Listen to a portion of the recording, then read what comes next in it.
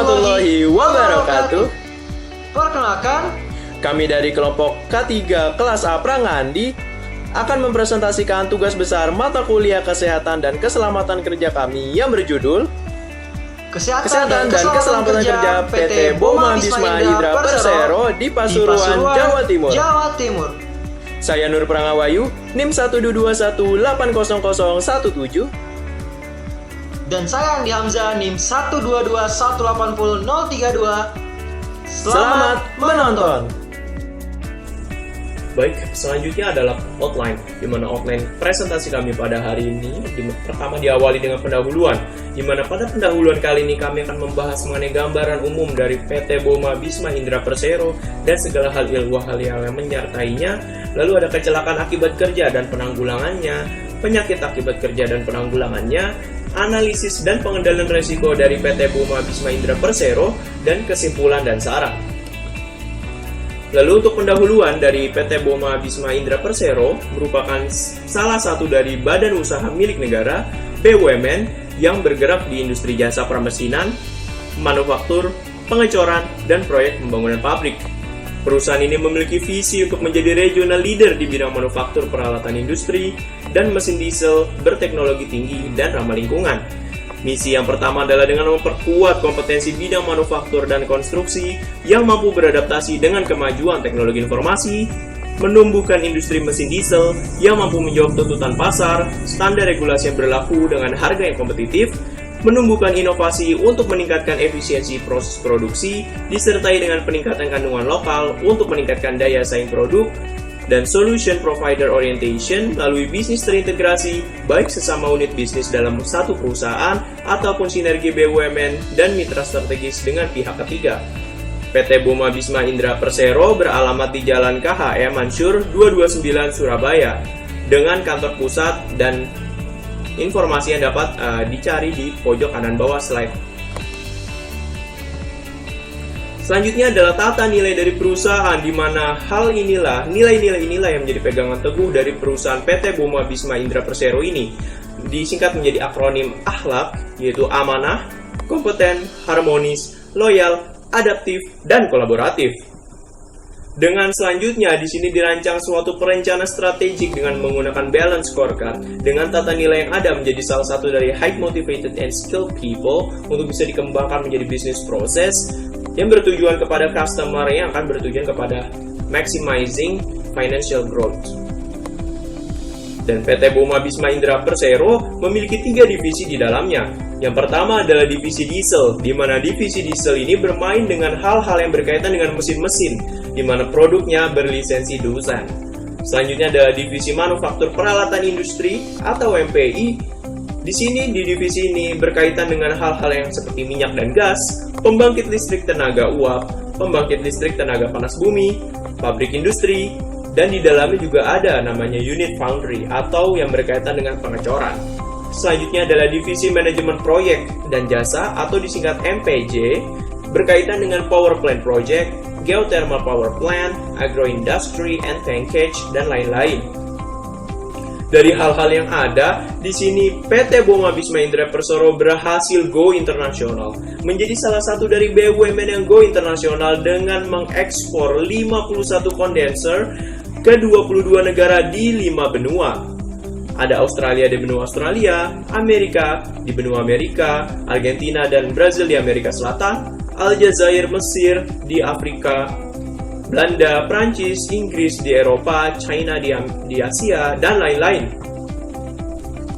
Meski begitu, PT Boma Bisma Indra Persero masih memiliki berbagai permasalahan di internalnya, khususnya kecelakaan akibat kerja.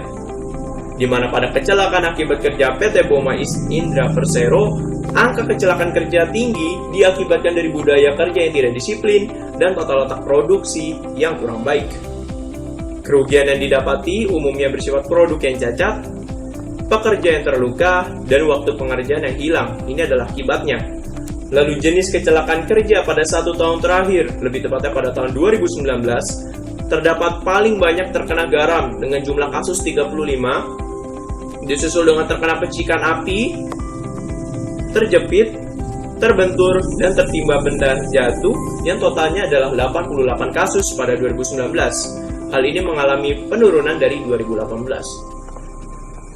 Lalu selanjutnya penanggulangan kecelakaan akibat kerja. Di sini kami menggunakan metode 5S, konsep Kaizen. Apa saja 5S tersebut? Yaitu ada Seiri, pemilahan, Seiten, penataan, Seiso, pembersihan, Shiketsu, pemantapan, dan Shitsuke, pembiasaan. Hal yang pertama dilakukan adalah dengan mengumpulkan data-data dari perusahaan khususnya PT Boma Bisma Indra Persero, yakni ada jumlah kecelakaan pada 3 tahun terakhir. Di sini ada tahun 2017, 2018, dan 2019, hari kerja hilang, tenaga kerja, jam kerja, dan total jumlah jam kerja. Dan langkah pertama yang dilakukan adalah dengan menghitung tingkat kecelakaan kerja atau incidence rate. Dengan jumlah kasus dikalikan dengan 100 dan dibagi dengan jumlah tenaga kerja, sehingga didapatkan hasil 27,89% pada tahun 2017. Pada rumus yang sama juga dilakukan pada tahun yang berbeda seperti pada tahun 2018 dan tahun 2019, sehingga diperoleh pada tahun 2018 incidence rate terjadi mengalami peningkatan dari 2017 yaitu 49,46% dan meningkat kembali di pada tahun 2019 menjadi 62,85%. Lalu selanjutnya ada dengan menghitung frekuensi rate kecelakaan kerja dengan mengkalikan nilai N atau jumlah kecelakaan yang ada dengan 1 juta dan dibagikan dengan total jumlah jam kerja, sehingga didapatkan nilai 166 pada frekuensi tahun 2017. Hal yang sama juga dilakukan pada tahun 2018 dan 2019 seperti pada di tabel. Lalu selanjutnya adalah dengan menghitung severity rate dan menghasilkan nilai 596,49 pada tahun 2017. Pada rumus yang sama yaitu H dikali 1 juta dibagi dengan N juga sama dilakukan pada tahun 2018 dan 2019 sehingga diperoleh hasil seperti yang ada pada tabel.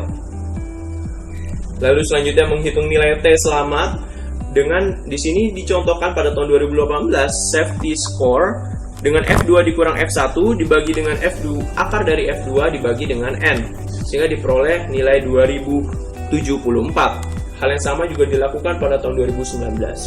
Lalu selanjutnya produktivitas jam kerja, di mana produktivitas jam kerja dengan menyelisihkan antara jumlah jam kerja karyawan dengan jumlah jam hilang karyawan dan dibagikan dengan jumlah jam kerja karyawan sehingga diperoleh nilai seperti yang ada pada tabel. Perhitungan yang sama juga dilakukan pada tahun 2018 dan 2019. Selanjutnya adalah metode Seiri. S pertama Seiri, pemilahan, di mana di sini dapat dilihat pada tabel di sampingnya terdapat kondisi aktual di perusahaan PT Boma Bisma Indra Persero dan kondisi ideal yang disarankan oleh Seiri, konsep pemilahan. Di mana contoh yang pertama terdapat sisa potongan bersih yang berserakan di lantai. Ini adalah aplikasi aktual faktual yang ada di lapangan di PT Boma Bisma Indra Persero. Sedangkan metode 5S menyarankan untuk menyingkirkan barang-barang yang sudah tidak dipakai. Dari sini bisa terlihat bahwasanya masih belum sesuai. Pelaksanaan masih belum sesuai dengan metode 5S itu sendiri sehingga di keterangan tertulis tidak sesuai. Begitu juga dengan di tabel di baris selanjutnya di mana sisa scrap gerinda berserakan di lantai dan menurut metode 5S akan lebih baik jika membersihkan sisa produksi yang sudah tidak dipakai sehingga terjadi gap di sini. Dan di sini juga berlaku untuk baris ketiga dan baris keempat. Sehingga penanggulangan yang disarankan adalah dengan melakukan pembersihan scrap gerinda yang berserakan di lantai dan pemisahan, seperti memisahkan atau memilah barang yang tidak dipakai dengan yang masih dipakai. Lalu S yang selanjutnya adalah Seiten, penataan. Hal yang sama juga dilakukan hanya saja dengan prinsip yang berbeda yaitu penataan, di mana pada kondisi aktual di perusahaan PT Boma Bisma Indra Persero, sisa potongan produksi berserakan pada poin kedua, baris kedua maaf. Sisa potongan produksi berserakan. Sedangkan menurut metode 5S, penataan barang dan penempatan barang harus memiliki lokasi yang tetap. Di sini tidak sesuai antara yang ada di aktual dengan metode 5S. Lalu kita ambil contoh yang sesuai. Di sini ada poin keempat, di mana komponen mesin sudah tidak terpakai memiliki tempat yang khusus. Dan metode 5S-nya adalah pengaturan barang dan penempatan barang tersebut pada lokasi yang tetap. Di sini memiliki kesesuaian sehingga Seiten memiliki beberapa poin yang sudah sesuai. Sehingga penanggulangan bagi yang tidak sesuai adalah dengan membuat tempat khusus untuk barang yang sudah tidak dipakai atau masih dipakai agar barang tidak berserakan. Selanjutnya adalah say so, pembersihan, di mana pada kondisi aktualnya tidak ada yang sesuai sejauh ini dengan metode 5S. Seperti pada pekerja tidak membersihkan stasiun kerjanya. Dengan metode 5S disarankan untuk pekerja wajib membersihkan stasiun kerjanya. Di sini mengalami ketidaksesuaian. Begitu juga untuk poin kedua dan poin ketiga di say so ini sendiri. Sehingga penanggulangannya adalah dengan melakukan penjadwalan piket supaya karyawan membersihkan tiap stasiun kerja secara berkala. Selanjutnya adalah siketsu atau pemantapan, di mana pada kondisi real di perusahaan, semua operator memiliki kemampuan di bidangnya. Dan pada metode 5S juga disarankan untuk agar operator memiliki kemampuan di bidangnya. Di sini telah mengalami kesesuaian. Dan pada contoh lainnya itu adalah pada kondisi aktualnya tidak ada pengawasan bekerja kepada operator. Operator dibiarkan begitu saja. Sedangkan pada kondisi pada metode 5S harus adanya pengawasan untuk operator, sehingga di sini mengalami ketidaksesuaian. Sehingga penanggulangan yang disarankan adalah dengan melakukan pengawasan kepada karyawan saat bekerja agar tertib dan konsentrasi sehingga produktivitas dan keselamatan kerja meningkat. Selanjutnya adalah 6K, S terakhir dengan poin pembiasaan, dengan arti pembiasaan, di mana pada kondisi aktual di perusahaan, operator dan pengawas tidak saling berkonsultasi saat bekerja. Dan metode 5S yang disarankan adalah operator dan pengawas saling melakukan konsultasi saat bekerja. Begitu juga untuk poin-poin yang ada di lainnya, memiliki ketidaksesuaian dengan metode 5S. Sehingga penanggulangan secara umum yang dilakukan adalah dengan menerapkan jadwal periodik guna audit 5S minimal 1 kali per minggu. Selanjutnya adalah pencegahan-pencegahan yang perlu dilakukan di saat menghadapi kecelakaan akibat kerja.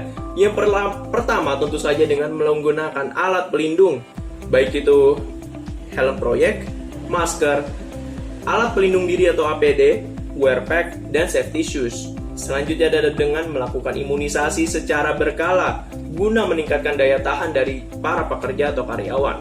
Lalu selanjutnya adalah diagnosis dini, di mana diagnosis dini ini dilakukan untuk mendiagnosis secara berkala, secara dini, guna dapat memberikan pengobatan yang segera dan tepat seperti itu kepada pekerja.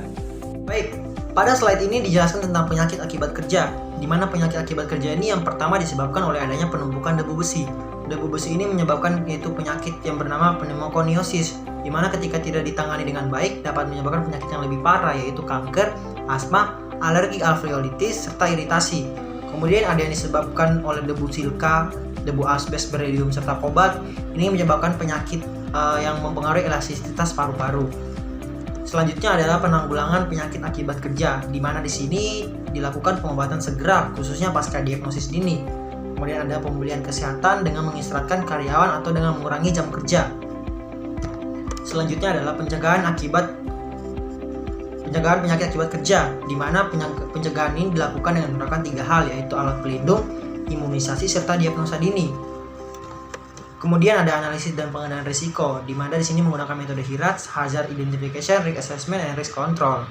Hazard Identification di mana di sini memeriksa setiap area stasiun kerja, sumber bahaya dan dapat diperoleh, serta Risk Assessment yaitu menganalisis risiko dengan melihat kemungkinan kejadian, serta Risk Control yaitu pengendalian risiko di mana bahaya yang ekstrim ratingnya lebih tinggi akan dilakukan penanganan sesuai OSAS. Di sini tampilkan klasifikasi kemungkinan, adapun klasifikasi dampak, dan adapun klasifikasi tingkat risiko. Selanjutnya ada studi kasus yang disajikan, di mana di sini ada dilakukan oleh divisi MPE bagian Preparation, Machining and Assembling, yaitu identifikasi berdasarkan observasi dan data historis kecelakaan kerja perusahaan. Seperti yang ditampilkan pada tabel. Kemudian ada risk assessment, di sini contoh aktivitas, risiko, likelihood, serta severity and ratingnya. Kemudian pada slide selanjutnya di sini ada disampaikan tentang risk control, di mana aktivitas persiapan handling plate di head crane ini dilakukan pengendalian. Pengendaliannya itu kontrol administrasi berupa instruksi briefing tiap sebelum memulai pekerjaan, karena pekerjaan sering lupa, khususnya dengan aktivitas yang beresiko. Seperti yang disampaikan pada tabel contoh di sini. Kemudian selanjutnya yaitu kesimpulan dari kami. Kesimpulan dari kami yaitu PT Boma Bisma Indra merupakan BUMN yang bergerak di bidang industri, jasa, pemesinan, manufaktur, pengecoran, dan proyek pembangunan pabrik.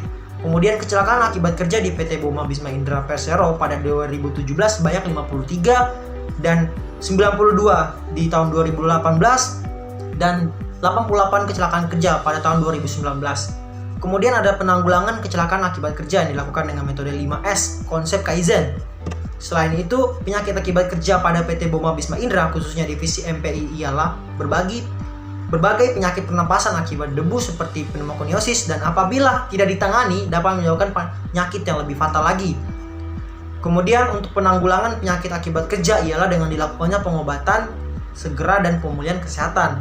Selain itu, dilakukannya analisis pengendalian risiko yang dapat menggunakan metode HIRATS yang terdiri dari 3 tahapan, yaitu Hazard Identification, Risk Assessment, hingga Risk Control. Sekian dan saran dari kami yaitu perlu adanya studi literatur lebih komprehensif lagi terkait metode-metode penanggulangan kecelakaan dan penyakit akibat kerja, serta analisis dan pengendalian risiko, sehingga dapat dibandingkan metode yang memiliki impact maksimal. Kemudian, perlu memperluas fokus menjadi tidak hanya berpusat pada divisi saja, tetapi tiap divisi PT Boma Bisma Indra secara keseluruhan. Demikian pemaparan dari kami. Kurang lebihnya mohon maaf. Akhirul kalam. Wassalamualaikum Wassalamualaikum warahmatullahi wabarakatuh.